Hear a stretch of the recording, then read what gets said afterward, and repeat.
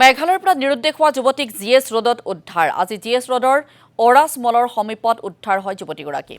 ৫ মাৰ্চত মেঘালয়ৰ উত্তৰ গাৰো পাহাৰৰ পৰা নিৰুদ্দেশ হৈছিল ১৮ বছৰীয়া যুৱতীগৰাকী। মহানগৰ আৰক্ষীৰ তৎপৰতাত উদ্ধাৰ কৰা হয় যুৱতীগৰাকীক। বিগত ৫ দিন ধৰি গুৱাহাটীৰ বিভিন্ন স্থানত কেইবাগৰাকীও বান্ধৱীৰ ঘৰত আশ্ৰয় লৈছিল যুৱতীগৰাকীয়ে। মানসিক চাপৰ ফলতেই যুৱতীগৰাকী ঘৰৰ পৰা ওলাই অহাৰ তথ্য লাভ কৰিছে আৰক্ষীয়ে। আমাৰ ইয়ালে ৭ তাৰিখে আহি জনাইছিলে ছোৱালীগৰাকীৰ বায়েক এলডৰা মমিন তেওঁ ৱেষ্ট গাৰো হিলছৰ আমাৰ গান্ধী বস্তি তিনিআলিতে ভাৰতীয় হিচাপে থাকে। তেওঁ ভণ্টি ১৮ বছৰৰ ঘৰৰ পৰা ওলাই গৈ সন্ধানহীন বুলি জনাইছিল।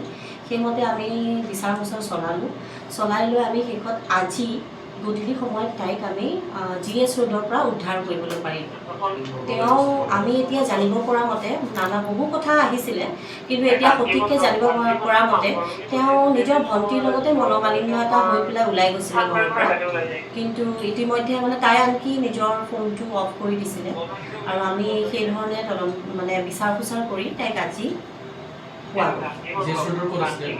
জিএছ ৰোড আমি অৰাছ মলৰ ওচৰত পোৱা গৈছে।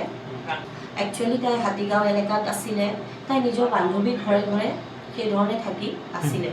তাই বাকী সিমানখিনিয়ে। তাইৰ নামটো হ'ল